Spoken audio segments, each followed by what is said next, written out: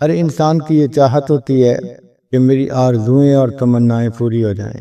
جب وہ دیکھتا ہے کہ جس بندے کے پاس مال زیادہ ہے وہ اپنی مرضی کے ہر کام کو کر لیتا ہے، تو انسان مال کمانے کے پیچھے پاگلوں کی طرح لگ جاتا ہے، خود بھی کمانے میں اور اپنی اولاد کو بھی اسی راستے پہ لگا دیتا ہے۔ بزنس مین ہے تو اولاد کو بھی بزنس کے ساتھ لگا لیتا ہے، فیکٹری اونر ہے تو اپنی اولاد کو بھی فیکٹری چلانے میں لگا دیتا ہے، حتیٰ کہ چھوٹے بچوں کو وہی مضامین پڑھاتا ہے جن سے بعد میں وہ اچھی جاب کر سکیں اور مال کما سکیں۔ گھر کے ہر فرد کو مال کمانے کے لیے تیار کیا جاتا ہے، حتیٰ کہ گھر کی عورتوں کو بھی ایسی تعلیم دی جاتی ہے کہ ضرورت پڑنے پہ وہ بھی جاب کر سکیں اور پیسہ کما سکیں۔ تو وقت کے ساتھ ساتھ پیسہ کمانا گویا بندے کا مقصد بن جاتا ہے، اور یہ بہت بڑی غلط فہمی ہے، کیونکہ پیسہ زیادہ ہونے سے انسان کی آرزویں پوری نہیں ہوتی۔ پیسے سے انسان کتاب تو خرید سکتا ہے، علم تو نہیں خرید سکتا، دوائیں تو خرید سکتا ہے، صحت تو نہیں خرید سکتا۔ پیسے سے انسان اچھے کپڑے تو خرید سکتا ہے، خوبصورتی کو تو نہیں خرید سکتا۔ پیسے سے انسان دوسرے کی خوشامد کو تو خرید سکتا ہے، کسی کے دل کی محبت کو تو نہیں خرید سکتا۔ تو پیسے سے ہر چیز تو نہیں خریدی جا سکتی، اس لیے جن کے پاس پیسہ جتنا زیادہ ہوتا ہے آپ دیکھیں گے کہ وہ اتنا پریشان زیادہ ہوتے ہیں۔ پیسہ آتا ہے تو اپنے ساتھ وبال بھی لے کے آتا ہے، کبھی اولاد نافرمان، کبھی بیوی نافرمان، کبھی صحت کی مشکلات، کبھی اور اسی قسم کے مسائل، اور پھر دل بے چین رہتا ہے۔ چنانچہ پچھلے دنوں ہمارے ایک ساتھی نے مجھے ایک ڈاکومنٹ پرنٹ کر کے دی کہ دنیا کے 22-23 وہ بندے جو سب سے زیادہ امیر سمجھے جاتے تھے، جو بلینر تھے، ملینر کی بات نہیں ہے، بلینر تھے، ان کا انجام کیسا ہوا۔ تو میں پڑھ کے حیران ہوا کہ ان 22-23 میں سے کوئی 18-20 سے تو خودکشی کی، سارے کے سارے ڈپریشن کے مریض، ان کو ہاسپٹل داخل کروایا گیا، ان کے ساتھ پاگلوں والا جو ہے نا وہ معاملہ کیا گیا۔ میں حیران تھا کہ ان لوگوں کے پاس مال و دولت کے اتنے خزانے ہیں، پھر کیوں پریشان ہیں؟ تو لکھا ہوا تھا کہ ان کے دل میں سکون نہیں تھا، پریشانی تھی۔ تو جو دنیا کے سب سے امیر لوگ ہوں ان کے دلوں میں اگر یہ پریشانی ہے تو اس کا مطلب یہ کہ سکون مال و دولت سے خریدنے والی چیز نہیں ہے۔ یہ عجیب بات ہے کہ ہم لوگ سکون حاصل کرنے کی نیت سے ہر وہ کام کرتے پھرتے ہیں جو انسان کو بے سکون بناتا ہے۔ یہ غلط فہمی ہے ہماری۔ سکون ملتا ہے اللہ تعالیٰ کی یاد سے اور نیکی کی زندگی گزارنے سے۔ الا بذکر اللہ تطمئن القلوب، جان لو اللہ کی یاد کے ساتھ دلوں کا اطمینان وابستہ ہے۔ آپ اگر غور کریں تو دنیا میں مختلف چیزوں سے نفع اٹھانے کے طریقے مختلف ہیں۔ پانی سے نفع اٹھانے کے طریقے اور ہیں، آگ سے نفع اٹھانے کے طریقے اور ہیں، ہوا سے نفع لینے کے طریقے اور ہیں، مٹی سے نفع لینے کے طریقے اور ہیں، جدا جدا طریقے ہیں۔ ذہن میں سوال پیدا ہوتا ہے وہ کون سا طریقہ ہے کہ جس سے کہ ہم اللہ تعالیٰ کی ذات سے فائدہ اٹھانے والے بن جائیں، اللہ کے خزانوں سے فائدہ لینے والے بن جائیں، وہ طریقے کون سے ہیں؟ اس کو سمجھانے کے لیے ہمارے آقا اور سردار حضرت محمد مصطفیٰ احمد مجتبیٰ صلی اللہ علیہ وسلم دنیا میں تشریف لائے، اور انہوں نے آ کر یہ بات سمجھائی کہ لوگو اگر تم میرے نقش قدم پر چلو گے تو اللہ کے خزانوں سے سب سے زیادہ فائدہ اٹھانے والے تم بن جاؤ گے، اور اگر اس کی خلاف ورزی کرو گے تو نقصان پانے والے بنو گے۔ فرمایا ان اللہ جعل العزت والوقار لمن تابع امری، کہ جس بندے نے میرے حکم کی فرما برداری کی اللہ نے اس کے لیے عزت اور وقار کو لکھ دیا۔ وجعل الذلۃ والصغار علی من خالف امری، اور جس نے میرے حکم کی مخالفت کی اللہ نے اس کے لیے صغار، چھوٹا پن اور ذلت کو لکھ دیا ہے۔ تو دنیا میں کامیاب زندگی گزارنے کا ایک ہی راستہ ہے جس راستے پر اللہ کے پیارے حبیب صلی اللہ علیہ وسلم چلے، اور انہوں نے ہمیں اس راستے پہ چلنے کا حکم عطا فرمایا۔ اس کے سوا کوئی دوسرا راستہ نہیں ہے۔ آج دنیا ٹھوکریں کھا رہی ہے، کوششیں میں لگی ہوئی ہے، لیکن اس کے بعد مال دولت سمیٹنے کے باوجود پھر پریشان ہے۔ آپ جس بندے سے بات کر کے دیکھ لیں آپ کو وہی بندہ پریشان نظر آئے گا، اور پریشانیاں بتانی شروع کرتے ہیں، اللہ کی شان کے پریشانیاں ختم ہی نہیں ہوتی، آپ سنتے چلے جائیں، اتنی لمبی حکایتیں ہوتی ہیں کہ بندہ سن کے حیران ہو جاتا ہے، تنگ آ جاتا ہے۔ تو کوئی ایسا طریقہ جس سے کہ ہماری دعائیں قبول ہوں، ہماری نیک مرادیں پوری ہوں، اور ہمیں دنیا میں عزت ملے، لوگوں سے محبت ملے، وہ طریقہ نبی علیہ الصلوۃ والسلام کو بتایا ہوا راستہ ہے۔ وہ طریقہ نیکوکاری کی زندگی اختیار کرنے کا راستہ ہے۔ اللہ تعالیٰ ارشاد فرماتے ہیں وَلَوْ أَنَّ أَهْلَ الْقُرَىٰ آمَنُوا وَاتَّقَوْا، اگر یہ بستی دیسوں والے ایمان لاتے، تقوی کو اختیار کرتے، لَفَتَحْنَا عَلَيْهِمْ بَرَكَاتٍ مِّنَ السَّمَاءِ، ہم ان کے لیے آسمان سے برکتوں کے دروازے کھول دیتے۔ تو برکتوں کے دروازے کھل سکتے ہیں مگر ان کو ہمارے گناہوں نے روکا ہوا ہے۔ ہم لوگ ایک کمرے میں تھے، گرمی تھی، ایک بچہ بار بار بٹن بند کر دیتا تھا پنکھے کا، تو گرمی اور زیادہ ہو جاتی تھی۔ ہم حیران تھے کہ یہ کیا معاملہ ہے۔ تو مجھے اس دن خیال آیا کہ بالکل اسی طرح اللہ تعالیٰ نے تو ہمارے لیے عزت اور رزق کے دروازوں کو بنایا ہے، ہم ان گناہوں کے ذریعے سے اس کے آف بٹن کو دبا دیتے ہیں اور وہ دروازے بند ہو جاتے ہیں، اور بجائے رزق میں انسان کو سکون ملنے کے الٹا پریشانی ملتی ہے۔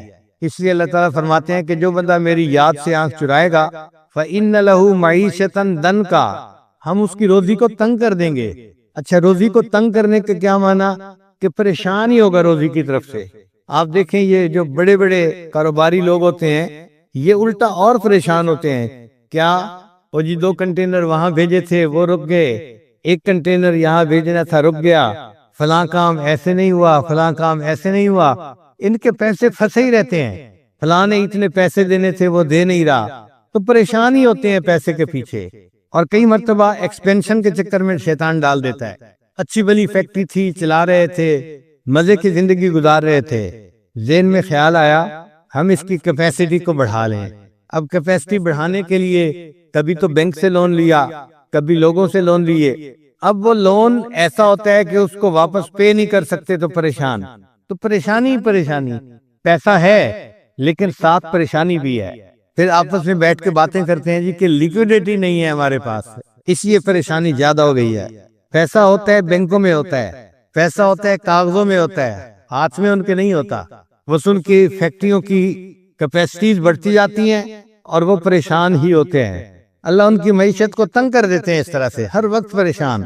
وہ طریقہ جس سے کہ انسان کو دنیا میں عزت ملے، سکون ملے، محبت ملے، وہ نیکی کا راستہ ہے۔ چنانچہ جن لوگوں نے نیکی کے راستے کو اپنایا اللہ نے ان کے قدموں میں دنیا کو لا کے ڈال دیا۔ سفیان ثوری رحمت اللہ علیہ 1 سال میں 365 کپڑے بدلتے تھے، جوڑے بدلتے تھے۔ ایک بندے نے کہا ہوا تھا حضرت میں آپ کو روزانہ ایک نیا سوٹ سلوا کے دوں گا، آپ وہ پہن کے درس دیا کرنا۔ تو حضرت روزانہ نیا سوٹ پہن کے درس دیتے تھے، پرانے سوٹ کو اللہ کے راستے میں صدقہ کر دیتے تھے۔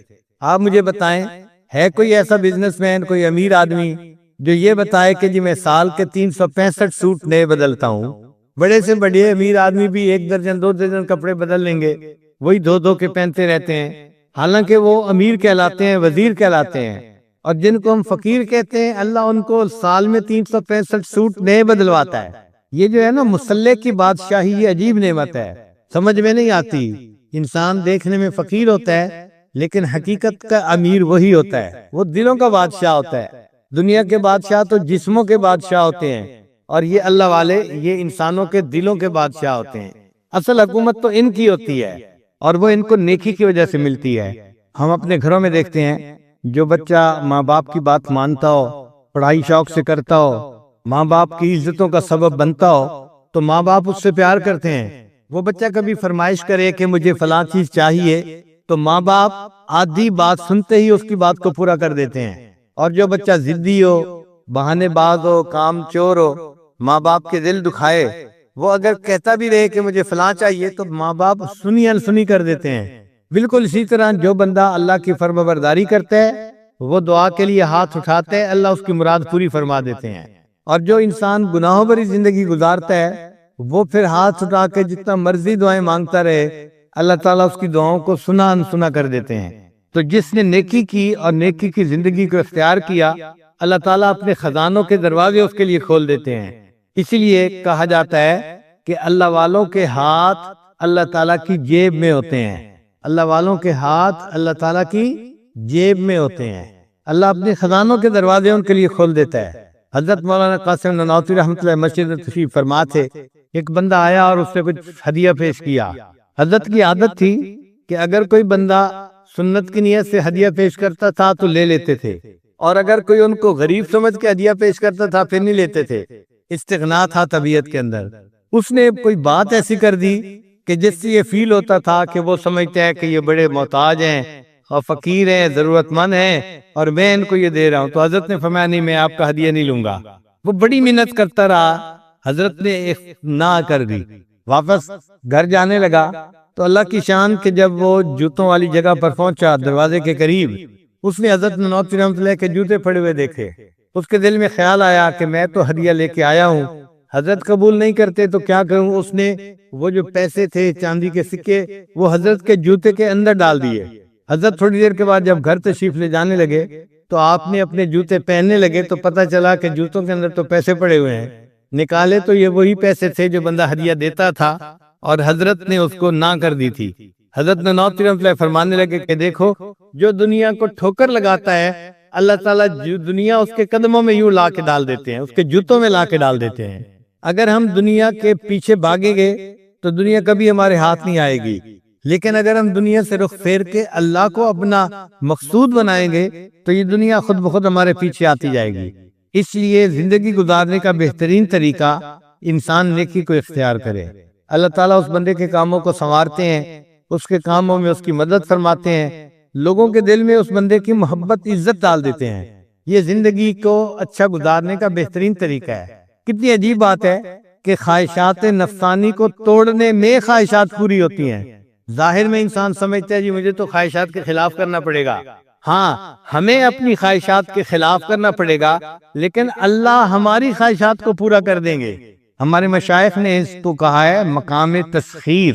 مقام تسخیر، جب یہ کسی بندے کو مقام نصیب ہو جاتا ہے، پھر اللہ تعالیٰ اس کے لیے عزتوں کے دروازے کھول دیتا ہے، رزق کے دروازے کھول دیتا ہے. حضرت مولانا زکریا رحمۃ اللہ علیہ دیکھنے میں ایک درویش آدمی تھے، مگر اتنے ان کو ہدیے ملتے تھے کہ ان کے دسترخوان پہ کئی ہزار آدمی ایک ایک وقت پہ کھانا کھایا کرتے تھے. چنانچہ وہ جب نبی علیہ السلام کی خدمت میں سلام پڑھنے کے لیے حاضر ہوتے تھے تو 2000 5000 10,000 ریال پہلے صدقہ کرتے تھے، پھر سلام کے لیے حاضر ہوتے تھے. اور جب کبھی بیرون ملک سے چکر لگا کے واپس جاتے تھے سلام کے لیے تو سلام پڑھنے سے پہلے 50,000 ریال صدقہ کرتے تھے غریبوں میں، پھر سلام کے لیے جاتے تھے. آج آپ بتائیں کون امیر آدمی ہے کہ جس کے پاس اتنا مال ہو کہ وہ 50,000 صدقہ کرے اور پھر نبی اسلام کی خدمت میں سلام کے لیے حاضر ہو. اللہ تعالیٰ یوں راستے کھول دیتے ہیں. حضرت انس رضی اللہ عنہ فرماتے ہیں کہ اللہ تعالیٰ نے صحابہ کرام پر مال کے دروازے اتنے کھول دیے تھے کہ جب مال غنیمت آتا تھا اور سونے چاندی کا ڈھیر لگتا تھا، اس ڈھیر کے پیچھے لوگ کھڑے ہوئے نظر نہیں آتے تھے، چھپ جایا کرتے تھے. اب بتائیں کہ وہ کتنا بڑا ڈھیر ہوگا کہ جس کے پیچھے کھڑا ہوا بندہ چھپ جائے. چنانچہ حضرت عمر رضی اللہ عنہ کے دسترخوان پر ایک وقت میں 60,000 لوگ کھانا کھایا کرتے تھے. آپ بتائیں یہاں کے تو امیر لوگوں کے شادیوں پہ 60,000 بندے کھانا نہیں کھاتے، حالانکہ وہ تو زندگی میں ایک آدھ مرتبہ شادی کا بچوں کا معاملہ پیش آتا ہے. حضرت عمر رضی اللہ عنہ کے دسترخوان پہ روزانہ 60,000 بندے کھانا کھاتے تھے. یہ دولت اللہ نے کہاں سے دی تھی؟ رزق کی برکت اللہ نے کو دی. ایک بدو تھا، عام سا آدمی، اس کے دسترخوان پہ ہر روز 4 اونٹ ذبح ہوتے تھے. آپ بتائیں مجھے کوئی امیر بندہ ہے کہ جس کے گھر میں 4 بکرے روزانہ ذبح ہوتے ہوں؟ کروڑوں پتی بندے کے گھر کے اندر یہ کیفیت نہیں ہے کہ 4 بکرے روزانہ ذبح ہوں، اتنے مہمان ہوں. اور وہ ایک بدو تھا اور اس کے دسترخوان پر 4 اونٹ روزانہ ذبح ہوتے تھے. اتنے لوگ تو اس کے دسترخوان پہ کھانا کھاتے تھے. تو صحابہ رضی اللہ عنہ نے دنیا سے منہ موڑا اور اپنے رب کو منایا. اللہ نے دنیا ان کے قدموں میں لا کے ڈال دی. حضرت عمر رضی اللہ عنہ نے حضرت معاذ رضی اللہ عنہ کو ایک مرتبہ 2 لاکھ درہم ہدیہ بھیجے. انہوں نے ایک رات میں سارے کے سارے اللہ کے راستے میں صدقہ کر دیے، 2 لاکھ درہم. سیدہ عائشہ صدیقہ عنہا کو 50,000 درہم بھیجے. انہوں نے اسی وقت مدینہ کی بیواؤں کو بلوا لیا اور صدقہ کر دیے سب پیسے. باندی آئی کہ جی آپ روزے سے ہیں اور افطاری کے لیے کوئی چیز نہیں ہے. فرمانے لگی تو مجھے پہلے بتا دیتی، میں نے تو اب سب صدقہ کر دیا، میرے پاس تو افطاری کے لیے اب کچھ بھی نہیں بچا. حضرت عمر رضی اللہ عنہ نے سودا رضی اللہ تعالی عنہا کو 50,000 درہم بھیجے جو ان کا حصہ بنا تھا. جیسے ہی مال ان کے پاس آیا انہوں نے اسی وقت سارے کے سارے جو ہے اللہ کے راستے میں تقسیم کر دیے. جب پورا مال تقسیم ہو گیا تو انہوں نے 2 رکعت نفل پڑھے اور نفل پڑھ کے دعا مانگی، اے اللہ امیر المومنین عمر بن الخطاب کو توفیق ہی نہ دے کہ وہ آئندہ مجھے پیسے بھیجا کریں، اے اللہ ان کو توفیق ہی نہ دے کہ وہ مجھے پیسے بھیجیں۔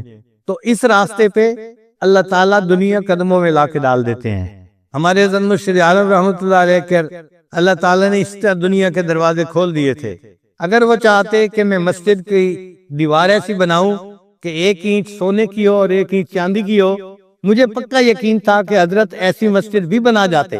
حضرت خواجہ عبد المالک صدیقی رحمۃ اللہ علیہ خانوال والے، انہوں نے مسجد بنائی تو لوگوں نے مسجد کا نام رکھ دیا بے چندہ مسجد۔ بے چندہ مسجد نام کیوں رکھا؟ کہ کبھی چندہ ہی نہیں کیا جاتا تھا۔ تو اللہ تعالیٰ دنیا کی فتوحات دے دیتے ہیں اگر انسان نیکی کی زندگی کو اختیار کرے۔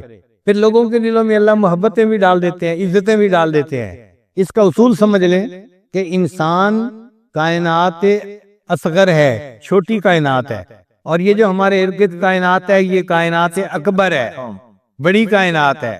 آپس میں چیزیں ایک دوسرے سے مشابہت رکھتی ہیں۔ مثال کے طور پہ انسان کے جسم پر بال ہوتے ہیں، کائنات کے اندر دیکھیں تو زمین کے اوپر درخت ہوتے ہیں، انسان کے جسم میں ہڈیاں ہوتی ہیں، اور اگر کائنات میں دیکھیں تو ان میں پہاڑ ہوتے ہیں، پتھر ہوتے ہیں، سخت ہوتے ہیں۔ انسان کے جسم میں خون کی شریانیں ہوتی ہیں، اور زمین کے اندر دریا اور نہریں ہوتی ہیں، زمین کے اوپر چشمے ہوتے ہیں، اور انسان کی جسم میں چشم ہوتی ہے۔ وقت آنے پہ اس چشم میں سے بھی چشمے کی طرح پانی نکلتا ہے، آنسو ٹپکتے ہیں۔ زمین کے اندر نرم مٹی ہوتی ہے، انسان کے جسم کے اندر گوشت ہوتا ہے۔ تو جسم کی مشابہت ہے کائنات کے ساتھ۔ یہ عالم اصغر ہے، وہ عالم اکبر ہے۔ اب دستور یہ ہے کہ جس بندے کے جسم پر اللہ کا حکم چلنا شروع ہو جاتا ہے، جس بندے کے جسم پر اللہ کا حکم چلنا شروع ہو جاتا ہے، اس بندے کا حکم عالم اکبر کے اوپر چلنا شروع ہو جاتا ہے۔ اس دستور کو اچھی طرح سمجھ لیجیے۔ چنانچہ جو بندہ اللہ کے احکام کے مطابق زندگی گزارے گا، اللہ تعالیٰ اس کو مقام تسخیر عطا فرمائیں گے۔ جو لوگ پریشان ہوتے ہیں نا، یہ مسئلہ حل نہیں ہوتا، یہ مسئلہ حل نہیں ہوتا، بھائی اس میں رکاوٹ ہمارے اپنے گناہوں کی وجہ سے ہوتی ہے۔ کچھ لوگ کہتے ہیں ہمیں جی پھپھو نے پریشان کیا ہوا ہے، چچا نے پریشان کیا ہوا ہے، چچا کے ایک کاروباری تھے دوست، انہوں نے پریشان کیا ہوا ہے۔ سچی بات تو یہ ہے ہمیں کسی نے پریشان نہیں کیا ہوا، ہمیں ہمارے نفس نے پریشان کیا ہوا ہے۔ سب سے بڑا دشمن ہمارا نفس، ہمارا نفس ہے، اور یہ نفس جو ہے نا، یہ اخبث من 70 شیطانا، یہ 70 شیطانوں سے زیادہ خبیث انسان کا نفس ہوتا ہے۔ ہمارے راستے تو نفس نے بند کیے ہوئے ہیں، رزق کے دروازے، عزتوں کے دروازے، دعاؤں کے دروازے اس نے بند کیے ہوئے ہیں۔ اگر نفس مطمئنہ بن جائے اور گناہ کرنا چھوڑ دے تو اللہ تعالیٰ تو رزق کے دروازے کھولنے کے لیے تیار ہیں۔ تو ہمیں محنت اس بات پہ کرنی چاہیے کہ ہمارے جسم سے گناہ سرزد نہ ہو، آنکھ سے گناہ نہ ہو، زبان سے، کان سے، دل دماغ سے، ہاتھ پاؤں سے، شرمگاہ سے، جسم کے کسی عضو سے گناہ سرزد نہ ہو۔ اس پر محنت کرنے کی ضرورت ہے۔ اور جو بندہ ایسا بن جاتا ہے کہ وہ گناہوں سے بچ جاتا ہے، وہ اللہ کی نظر میں مستجاب الدعوات بن جاتا ہے۔ حضرت بابا جی عبداللہ رحمۃ اللہ علیہ سے ایک مرتبہ ساجد نے یہ پوچھا، حضرت آپ مستجاب الدعوات ہیں، اللہ نے آپ کو یہ مقام کیسے عطا فرمایا؟ انہوں نے میری بات سن کے کہا نام لے کر کہ میں اپنے سردار کی نافرمانی نہیں کرتا۔ وہ نبی علیہ الصلوۃ والسلام کو ادب سے اپنا آقا اور اپنا سردار یوں کہا کرتے تھے۔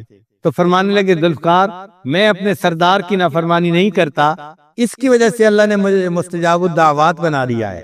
ہم بھی اگر نافرمانی چھوڑ دیں تو ہم بھی مستجاب الدعوات بن سکتے ہیں۔ دھوکہ یہ ہے کہ انسان یہ سمجھتا ہے کہ گناہ کرنے سے کچھ نہیں ہوگا، اس لیے کہ فوری کوئی تھپڑ تو نہیں نہ لگتا کہ ادھر بدنظری کی ادھر تھپڑ پڑ گیا، تو چونکہ فوری کچھ ہوتا نظر نہیں آتا، انسان سمجھتا ہے کچھ نہیں ہوگا۔ مگر اللہ کا نظام ایسا فول پروف ہے کہ جیسے ہی گناہ سرزد ہوتا ہے اس کے بعد اثرات ضرور انسان پر ظاہر ہوتے ہیں۔ اللہ تعالیٰ تو ارشاد فرماتے ہیں کہ جس نے مثقال ذرۃ، ایک ذرہ کے برابر بھی نیکی کی تو اس کا بھی اجر ملے گا، اور ذرہ کے برابر اس نے برائی کی تو اس کا ہی سزا بھی اس کو ملے گی۔ تو اللہ تعالیٰ کا نظام اتنا ایکوریٹ ہے، ایک ذرہ کے برابر بھی گناہ کریں گے تو اس کا بھی اثر ہمیں پہنچ کر رہے گا۔ اور اس میں ایک بات یہ بھی ذہن میں رکھیے کہ ایک تو وہ لوگ ہیں کہ جو دنیا دار کہلاتے ہیں، ہر وقت وہ دنیا کمانے میں لگے ہوئے ہیں، دنیا کے پیچھے لگے ہوئے ہیں، اور ان کا دین سے اتنا دلچسپی کا معاملہ نہیں ہوتا، ان کی بات نہیں کرتے۔ ہم بات کرتے ہیں ان لوگوں کی جو دیندار کہے جاتے ہیں، جو دیندار سمجھے جاتے ہیں، وہ بھی بہت سارے گناہوں سے بچتے ہیں، 100% گناہوں سے وہ بھی نہیں بچ پاتے۔ کسی کو غصے کی بیماری، کسی کو شہوت کی بیماری، کسی کو حسد کی بیماری، کسی کو عجب کی بیماری، وہ بیچارے بھی بیمار ہوتے ہیں۔ نتیجہ کیا ہوتا ہے کہ ظاہر تو ہمارا پھر دین والا ہوتا ہے، مگر اللہ کی مددیں ساتھ نہیں ہوتی جو اس بندے کے ساتھ ہوتی ہیں جو گناہوں سے بچتا ہے۔ پھر ہم بھی پریشانی کی زندگی گزارتے پھرتے ہیں۔ وہ طریقہ جس سے کہ اللہ تعالیٰ کا غیبی نظام انسان کے ساتھ شامل ہو جائے، انسان کی مددگار بن جائے، وہ ایک ہی طریقہ ہے کہ انسان گناہوں کو چھوڑ دے۔ یہ کہنے میں جتنا آسان ہے، کرنے میں اتنا ہی مشکل ہے۔ گناہوں کو چھوڑنا کوئی آسان کام نہیں ہوتا۔ نفس انسان کو گناہ چھوڑنے نہیں دیتا۔ ایک نوجوان آئے، حضرت کیا کریں، بد نظری نہیں چھوٹتی۔ بھائی اللہ کا خوف اگر دل میں ہوگا پھر تو بد نظری چھوٹ جائے گی، اور اگر اللہ کا خوف دل میں نہیں ہوتا تو کیسے چھوٹے گی بھائی؟ پھر میں نے اسے ایک طریقہ سکھایا، میں نے کہا دیکھیں، آپ چاہتے ہیں کہ کسی غیر کی طرف دیکھیں، اور اس وقت اس لڑکی کا خاوند آپ کی طرف دیکھ رہا ہے یا باپ آپ کی طرف دیکھ رہا ہے، تو کیا اس وقت آپ اس کو بری نظر سے نظر اٹھا کے لڑکی کو دیکھیں گے؟ اس نے کہا جی نہیں، اگر اس کا خاوند پاس ہے تو خاوند تو میرے ساتھ جھگڑا کرے گا، لڑائی کرے گا، اور ہو سکتا ہے کہ مجھے تکلیف پہنچائے، تو خاوند دیکھ رہا ہوگا تو میں اس کی بیوی کی طرف نہیں دیکھوں گا۔ میں نے اس بات پہ جب اس کو اچھی طرح پکا کر لیا، پھر اسے یہ بات سمجھائی کہ دیکھو ہمارے اکابر نے لکھا ہے کہ جب کوئی بندہ بد نظری کرتا ہے، اس کی نظر اس عورت پر بعد میں پڑتی ہے، اس سے پہلے اللہ کی نظر اس بندے پر پڑ رہی ہوتی ہے۔ تو بندے کی نظر غیر محرم پر بعد میں پڑتی ہے، اللہ کی نظر بندے پر پہلے پڑتی ہے۔ اللہ دیکھ رہے ہوتے ہیں، اچھا تم ادھر بھی دیکھ رہے ہو، ادھر بھی دیکھ رہے ہو، ادھر بھی دیکھ رہے ہو، للچائی نظروں سے اس کو بھی دیکھ رہے ہو، تو ہماری ان بد اعمالیوں کا پھر وبال ہمیں بھگتنا پڑتا ہے۔ جو کرتا ہے تو چھپ کے اہل جہاں سے، جو کرتا ہے تو چھپ کے اہل جہاں سے، کوئی دیکھتا ہے تجھے آسمان سے۔ اللہ تعالیٰ آسمان سے ہمیں دیکھ رہے ہوتے ہیں، ہم دنیا کے لوگوں سے چھپ جاتے ہیں، اللہ سے نہیں چھپ سکتے۔ چنانچہ یہ گناہوں کی وجہ سے آج ہم پریشانیوں کی زندگی گزارتے ہیں، اور اگر ہم چاہیں کہ اللہ تعالیٰ ہمیں نیکی کی زندگی عطا فرمائے، ہماری دعائیں قبول فرمائے، ہمارے کاموں کو سنوار دے، ہمیں دنیا میں عزتیں دے، محبت دے، اس کا ایک ہی طریقہ ہے کہ ہم نیکی کو بھاگ بھاگ کے کریں اور گناہوں سے اپنی جان چھڑائیں۔ اللہ تعالیٰ نے انسان کو دنیا میں اس لیے بھیجا، خلق الموت والحیات لیبلوکم ایکم احسن عملا، یہ آزمانے کے لیے کہ تم میں سے کون بہتر عمل کرتا ہے۔ چنانچہ تفسیر روح المعانی میں لکھا ہے کہ احسن عملا، بہترین عمل کا معنی کیا ہے؟ وہ فرماتے ہیں کہ ایسا بندہ اسرع فی الخیر، جو نیکی کا کام کرنے میں جلدی کرے، بھاگ کے نیکی کرے، وَأَوْرَعُ مِنَ الْمَعْصِیَّہ، اور معصیت سے بچنے میں دوسروں سے زیادہ جلدی کرے، ایسا بندہ احسن اعمال کرنے والا ہوتا ہے۔ صحابہ رضی اللہ تعالیٰ عنہ اللہ تعالیٰ کی فرما برداری کرتے تھے، اس کا نتیجہ یہ نکلا کہ مخلوق ان کی فرما برداری کرتی تھی، جنگل کے جانور بھی ان کی فرما برداری کرتے تھے۔ ایک صحابی رضی اللہ عنہ نے ایک مرتبہ وہ لشکر سے پیچھے رہ گئے، ان کو سمجھ نہیں لگ رہی تھی کہ لشکر گیا کہاں ہے، اب بڑی مشکل پیش آ رہی تھی، دائیں جائیں بائیں آگے یا پیچھے کدھر جائیں، ان کو سمجھ نہیں لگتی تھی۔ اتنے میں ایک شیر نظر آیا، تو انہوں نے شیر کو اپنے پاس بلایا اور کہا کہ دیکھو تمہیں انسانوں کی مہک جلدی محسوس ہو جاتی ہے، مجھے پتہ نہیں چل رہا، تو مجھے میرے لشکر تک پہنچا کے آ۔ شیر نے اپنی دم ہلائی، چنانچہ یہ صحابی شیر کی پیٹھ کے اوپر بیٹھ گئے، اور شیر ان کو جیسے گدھا اپنے سوار کو لے کے پہنچاتا ہے، شیر نے ان کو ان کے لشکر تک پہنچا دیا اور پھر واپس چلا گیا۔ ہم اللہ تعالیٰ کی فرما برداری کریں گے، اس کے نتیجے میں اللہ تعالیٰ مخلوق کو ہمارا فرما بردار بنا دیں گے۔ اللہ تعالیٰ رزق کے خزانوں کے دروازے بننے کے لیے کھول دیتے ہیں۔ حضرت مولانا یوسف نوری رحمۃ اللہ علیہ کے پاس بہت سارے لوگ آتے تھے اپنے زکوٰۃ کا پیسہ لے کے، تو حضرت ان کو فرماتے تھے کہ دیکھو بھائی، میرے مدرسے میں سالانہ جتنا خرچہ ہوتا ہے وہ تو پہلے ہی مجھے مل چکا، اب میں آپ کے مال کو لے کے کیا کروں گا؟ تو حضرت ان کے مال کو واپس کر دیا کرتے تھے۔ پھر ایک ایسا وقت بھی آیا کہ حضرت پورے سال میں کسی سے مال نہیں لیتے تھے، صرف رمضان میں لیا کرتے تھے۔ اور ایک ایسا وقت بھی آیا ان کی زندگی میں کہ رمضان کے آخری 10 دن میں صرف مدرسے کے لیے پیسہ لیتے تھے، ورنہ نہیں لیتے تھے۔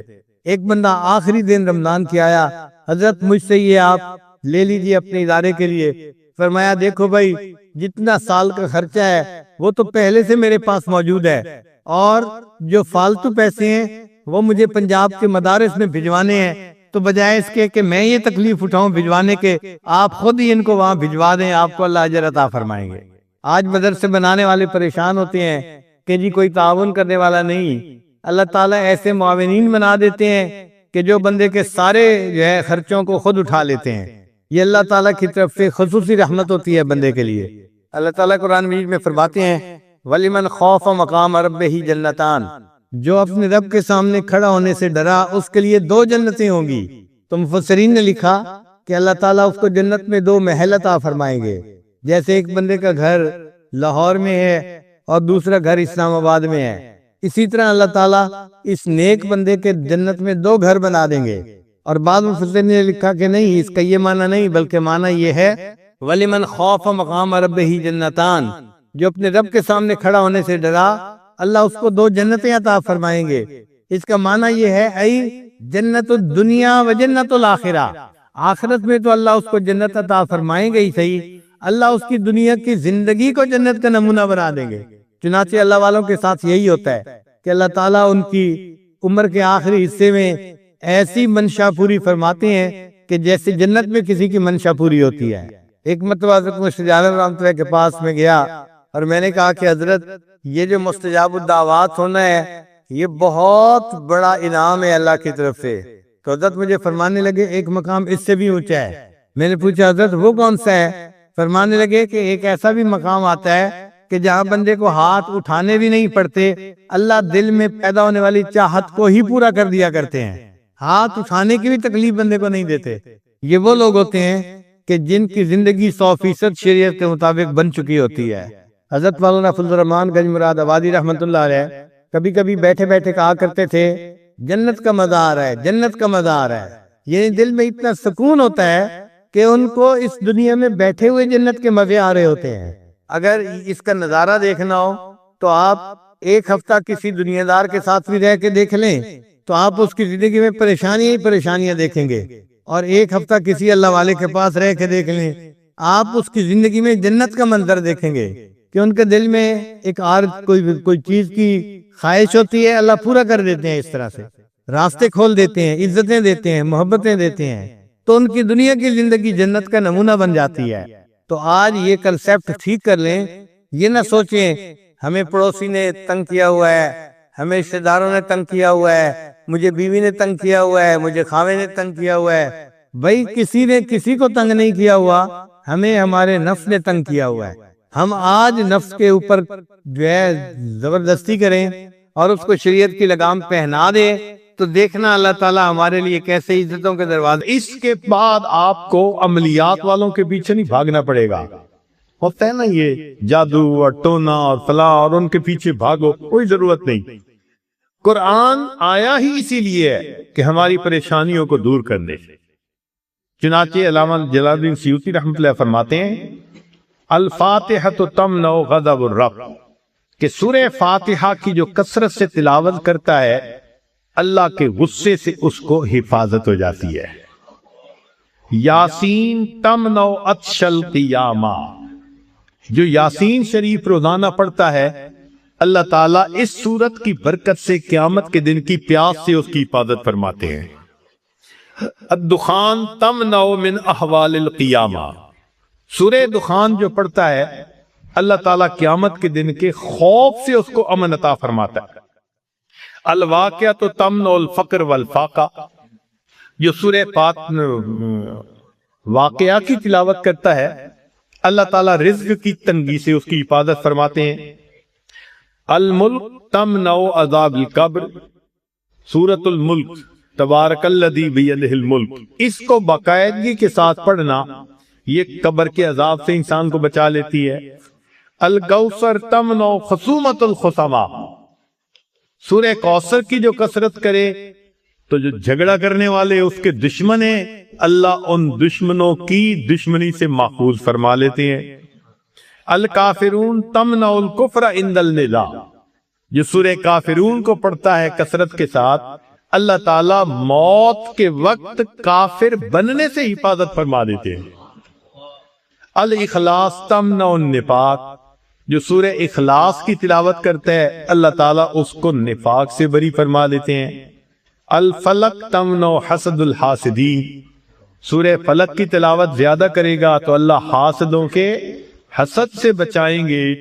والناس تمنع الوساوس، اور جو انسان سورۃ الناس کی کثرت کرتا ہے اللہ شیطان کے وساوس سے اس کی حفاظت فرماتا ہے۔ اب اللہ کے حبیب صلی اللہ علیہ وسلم نے ہمیں یہ باتیں بتا دی تو ہمیں کس بات کی پریشانی؟ کوئی حسد کرتا ہے، کوئی دشمنی کرتا ہے، کوئی اپنے ہمیں نقصان پہنچانے کی کوشش کرتا ہے، دل میں یقین رکھیں نقصان پہنچانے سے بچانے والا زیادہ بڑا ہے۔ یہ کہ آنکھوں کی بینائی ہی چلی گئی، یا آنکھوں میں موتیا بند آ گیا، یا آنکھوں پہ اینک لگانی پڑ گئی، یہ سب ایک ہی بیماری کی تفصیلات ہیں۔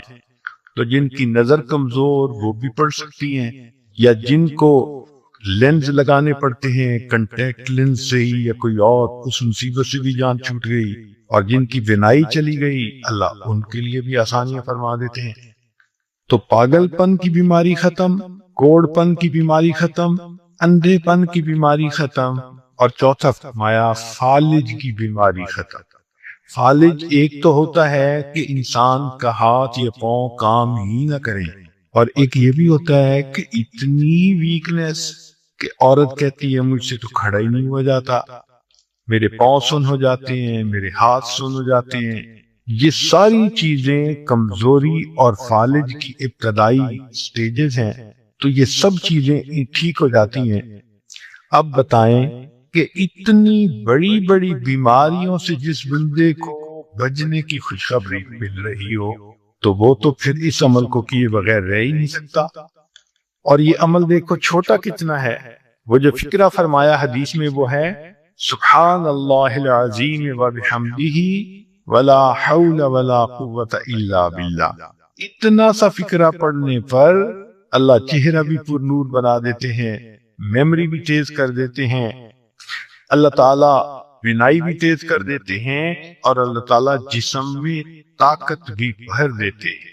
اور جس رب نے تجھے طرح طرح کی نعمتیں کھلائیں، تیرے لیے رات تہجد میں اٹھ کے 2 رکعت پڑھنی مشکل تھی، تو مجھ سے نفرت کرتا تھا، برا سمجھتا تھا، میرا نام گالی تھا، مگر دیکھ میں آج جا رہا ہوں جنت میں، اور تو کہاں جا رہا ہے؟ ما سلککم فی سقر، تمہیں جہنم میں کس چیز میں ڈالا؟ انسان کہے گا کہ میں اپنے مالک کا وفادار نہیں تھا، پھر کیا ہوگا؟ انسان کو کہا جائے گا فرشتوں آؤ خذوہ فغلوا ثم الجحیم صلوا ثم فی سلسلۃ ذرعها ذراعا، اس کو باندھو اچھی طرح تم زنجیروں کے ساتھ، اور پھر اس کو جہنم کے اندر تم ڈال دو۔ آج اللہ کی اتنی نعمتیں کھا کھا کر ہم اپنے جسم کو پالتے پھرتے ہیں، اور روح کا ہمیں احساس نہیں کہ اس کی حالت کیا بری ہوئی پڑی ہے۔ اللہ تعالیٰ اس کی مجلس میں ہمیں اس بات کا احساس عطا فرما دے تاکہ ہم رمضان مبارک کے لیے تیار ہو جائیں، بھرپور عبادت کے ساتھ اس مہینے کو گزاریں، تاکہ رمضان کے ساتھ ہم اپنے رب رحمان کو بھی راضی کر پائیں۔ اور عید کا دن تو خوشی کا ہوتا ہے، عید اسی کی ہوتی ہے جس کو محبوب کی دید ہوتی ہے۔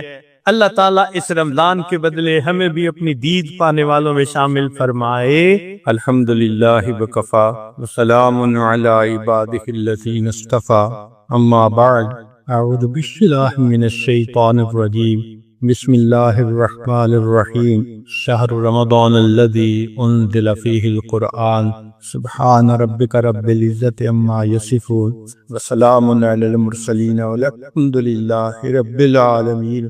اللہم صلی علی سیدنا محمد وعلی آل سیدنا محمد وبارک وسلم۔ اللہم صلی علی سیدنا محمد وعلی آل سیدنا محمد وبارک وسلم۔ اللہم صلی علی سیدنا محمد وعلی آل سیدنا محمد وبارک وسلم۔ اللہ رب العزت نے اس کائنات کو 2 طریقوں سے پیدا فرمایا۔ کچھ چیزوں کو اللہ نے کن سے پیدا کی کہ ہو جا، فیکون وہ ہو گئی، انما امرہ اذا اراد شیئا ان یقول لہ کن۔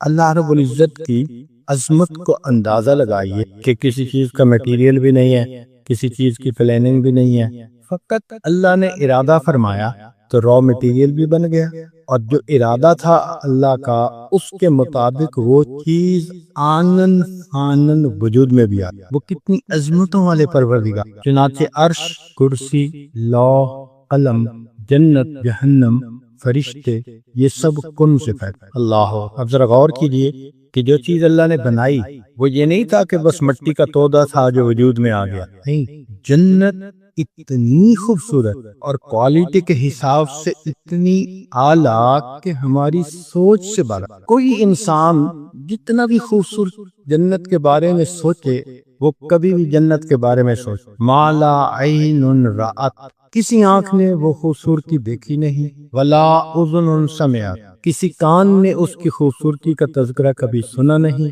ولا خطر علی قلب بشر، کسی بشر کے دل پر اس کا گمان تک نہیں گزرا۔ ایسی جنت کو اللہ نے کن سے بنا دی۔ اللہ اکبر، کبھی اس کی کمیت کا اندازہ لگائیں، سائز کا کہ وہ کتنی بڑی ہے۔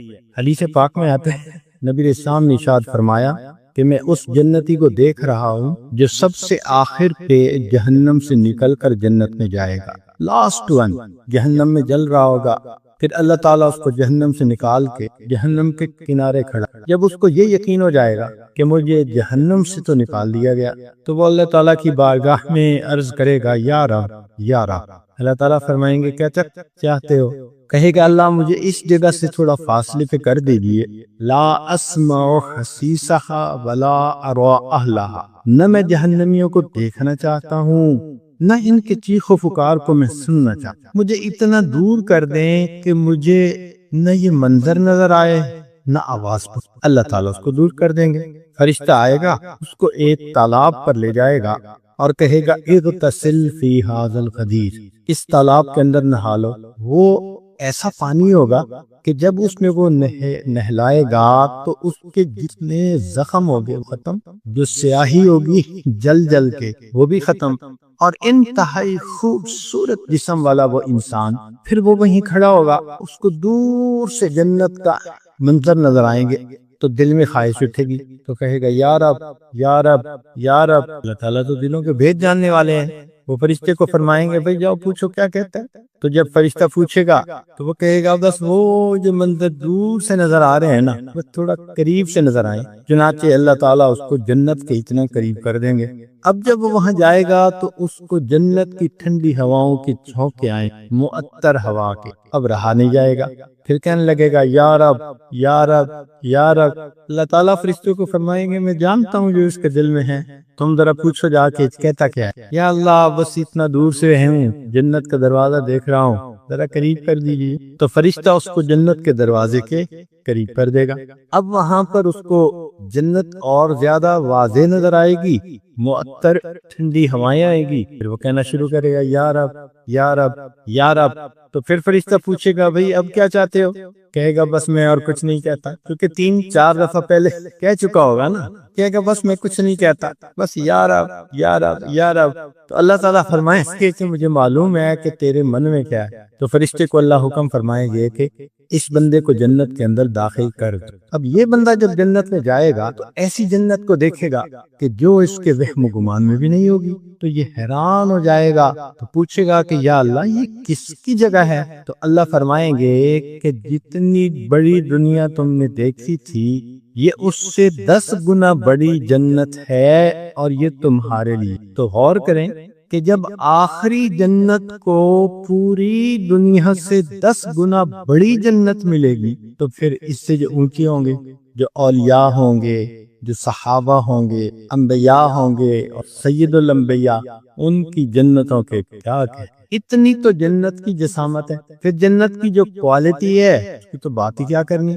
یوں سمجھ لیں کہ ہر بندے کو چھوٹی سی خدائی مل جائے، ہر بندے کو اللہ تعالیٰ کا حکم ہوگا وَلَكُمْ فِيهَا مَا تَشْتَهِي أَنفُسُكُمْ، جو تمہارا جی چاہے گا وہ ہو جائے گا۔ تو گویا اللہ تعالیٰ نے اس کو عدل کا بدلہ دیا، کیسا کہ دنیا میں اس نے اپنی مرضی کو چھوڑا، رب کی مرضی پہ عمل کیا، اللہ کی مرضی کو پورا کیا۔ تو جب اللہ کی مرضی کو اس نے دنیا میں پورا کیا تو پروردگار عالم جنت میں اس کی مرضی کو پورا فرما۔ تم دنیا میں میری مرضی پوری کرتے تھے نا، تم گناہوں سے رکتے تھے، تم برائیوں سے رکتے تھے، اور تم میری مرضی پر عمل کرتے تھے۔ اچھا، دنیا میں تم نے میری مرضی پر عمل کیا، آج میں تمہیں موقع دیتا ہوں جو تمہاری مرضی ہوگی وہ پوری ہوگی۔ اب بتائیں وہ کیسی جنت ہوگی کہ بندے کے دل میں ایک خواہش پیدا ہوگی اور وہ پوری ہو جائے گی۔ یعنی عورتیں سوچیں گی اپنے بارے میں کہ میرا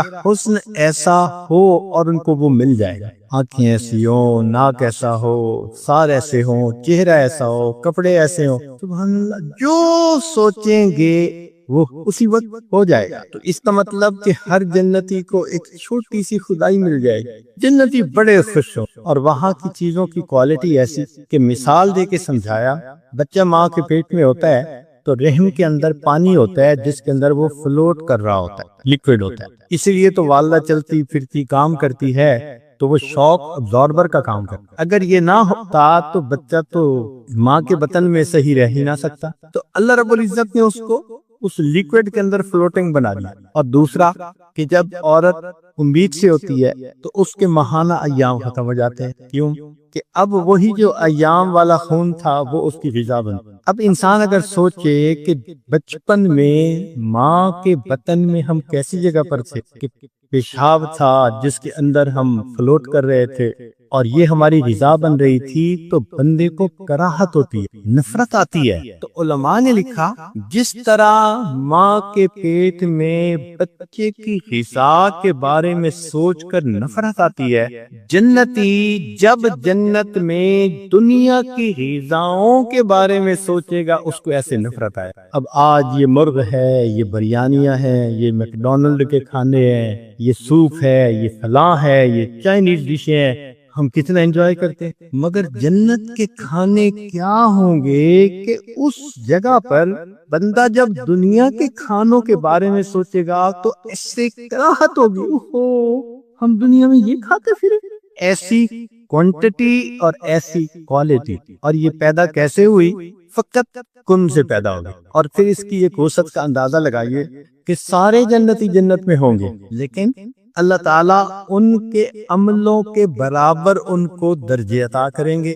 وَلِكُلٍّ دَرَجَاتٌ مِّمَّا عَمِلُوا، ہر بندے کو اس کے عمل کے برابر درجہ ملے گا، اور یہ درجے کی اکاؤنٹیبلٹی اتنی مائنیوٹ ہوگی کہ روایت میں آتا ہے کہ دو بندوں کی زندگی کے اعمال بالکل ایک جیسے ہوں گے، اور ان میں ایک نے ایک مرتبہ سبحان اللہ زیادہ کہا ہوگا تو زیادہ کہنے والے کا درجہ اونچا ہوگا بنسبت دوسرے کے، ایک مرتبہ سبحان اللہ کا ڈیفرنس بھی وہاں فیل ہو سکے گا۔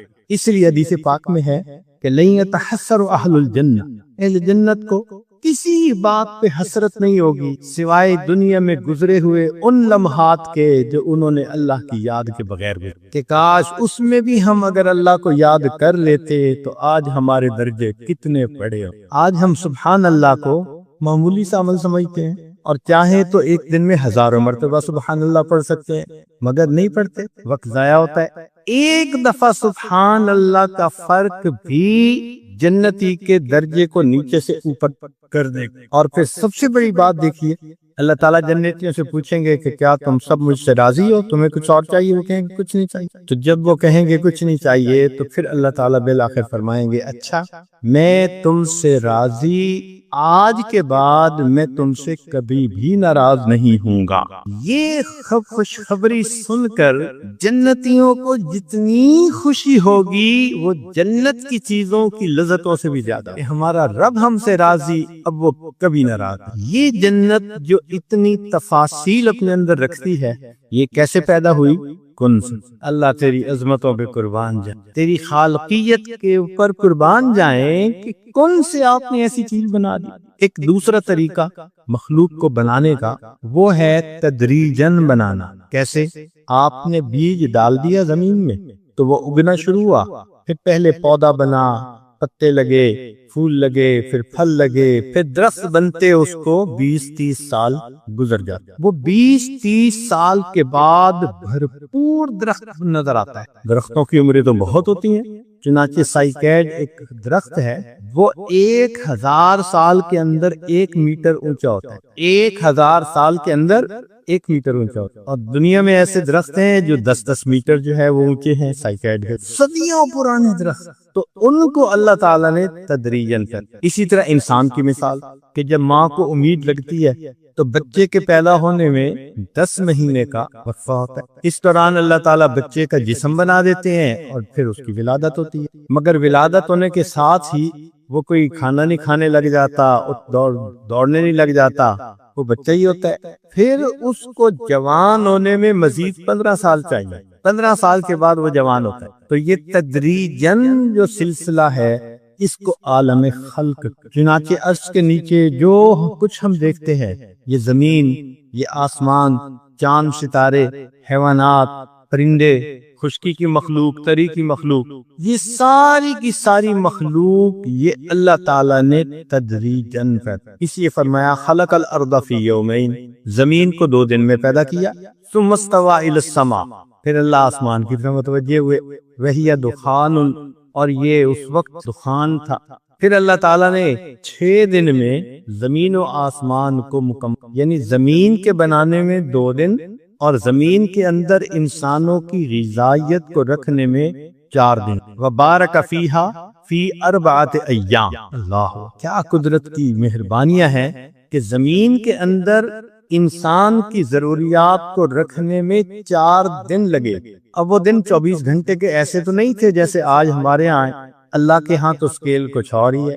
بہرحال 6 دن میں زمین کی پیدائش مکمل ہو. اور اللہ کی شان دیکھو، آدم علیہ السلام سے لے کے آج تک millions and billions and trillions of لوگوں نے اسی زمین سے غذائیں حاصل کی، اور اللہ کی جو رکھی ہوئی برکت ہے آج تک اس میں کمی تو نہیں آئی. تو ایک عالم امر اور ایک عالم خلق. اس لیے اللہ تعالیٰ قرآن مجید میں فرماتے ہیں الا لہ الخلق والامر تبارک اللہ احسن الخالقین. امر بھی اسی کا اور خلق بھی اسی کی. برکت والا ہے وہ پروردگار جس نے اتنا اچھا مخلوق کو. اب ہم اگر انسان پر غور کریں تو انسان ان دونوں عالم کا مجموع. انسان کا ایک جسم ہوتا ہے، ایک اس میں روح ہوتی ہے. جسم عالم خلق سے اور روح عالم امر سے. انما امرہ یسألونک عن الروح قل الروح من امر رب، کہہ دیجئے کہ روح تو میرے رب کا امر ہے. تو روح عالم امر سے آئی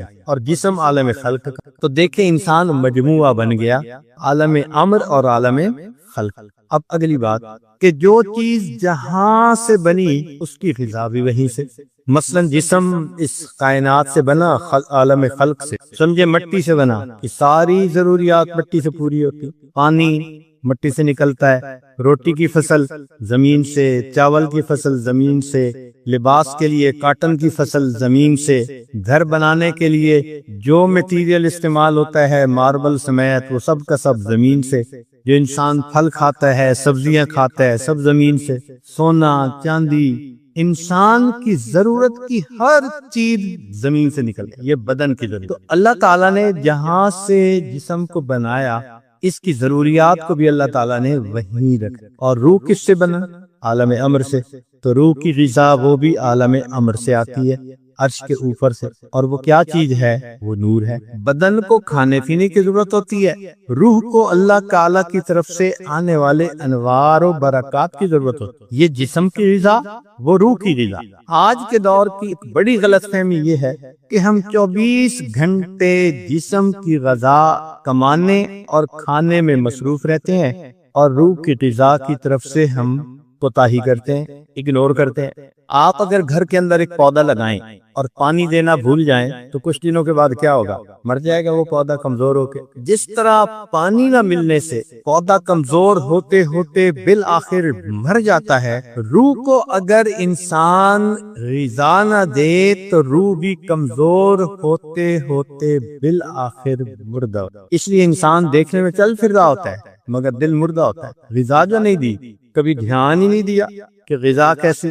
جب انسان کی روح کمزور ہو جاتی ہے تو اس کے اوپر نفسانیت غالب آ جاتی ہے. نفسانیت غالب آنے کا نتیجہ کیا ہوتا ہے کہ اعمال کرنے دشوار ہو جائے. بندے کو بخار ہو جائے اور آپ اس کو کہیں کہ جناب یہ ذرا 20 کلو کا وزن سر پہ اٹھا کے فلاں جگہ پہنچاؤ، کہے گا بھائی مجھ سے تو نہیں پہنچائے جاتے، میں تو اٹھ کے بیٹھ نہیں سکتا. جس طرح جسمانی بیمار انسان بوجھ نہیں اٹھا سکتا، کام نہیں کر سکتا، اسی طرح جو روحانی بیمار ہو سکتا ہے وہ نیک اعمال نہیں کر سکتا. اور اس کی دلیل قرآن عظیم الشان میں سے اللہ تعالیٰ فرماتے ہیں نماز کے بارے میں وَإِنَّهَا لَكَبِيرَةٌ إِلَّا عَلَى الْخَاشِعِينَ.